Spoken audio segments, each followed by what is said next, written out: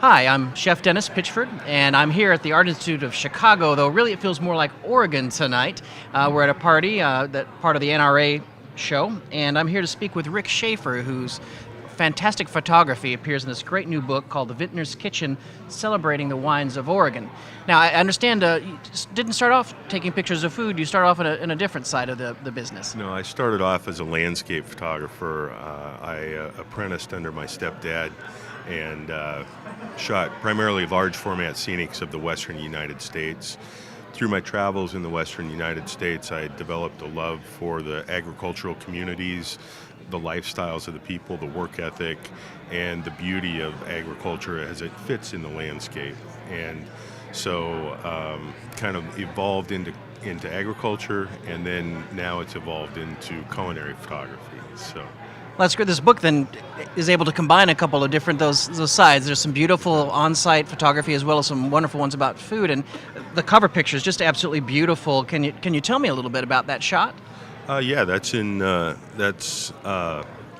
Willamette Valley. It's obviously in the fall. It's David Hill Winery, and it's just a beautiful, picturesque setting of wine country in Oregon.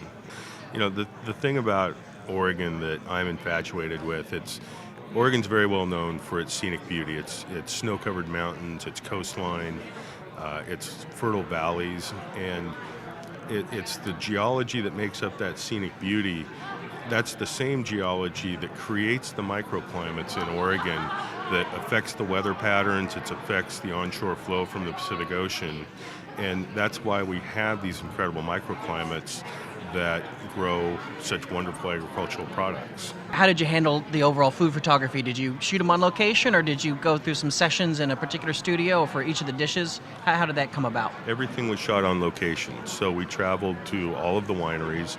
Obviously, everything was pre-set up with the wineries. We knew what recipes they were going to be producing, and then the one thing that we did when we got to the winery is we requested that they not assemble everything on a plate, because we wanted to see what the components were and how we wanted to construct the plates. There's some, you'll see in here, there's some very tight shots of like tamales that they had set it up on a beautiful plate, but the tamales were so small that you couldn't read them. So we had to readjust and recompose and kind of reconfigure the plate a little bit. So, you know, every dish and every plate is a challenge.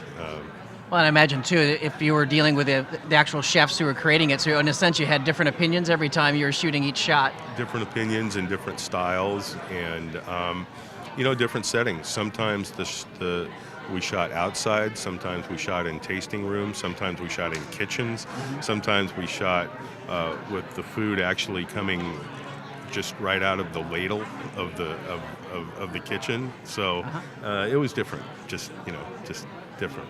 This must have been taking some time then. There's a lot of recipes in here, and getting all those shots and traveling around. How long were you on the road? It did. We were on the road for about 6 months. 6 months, yeah. And it was good. It was a lot of fun.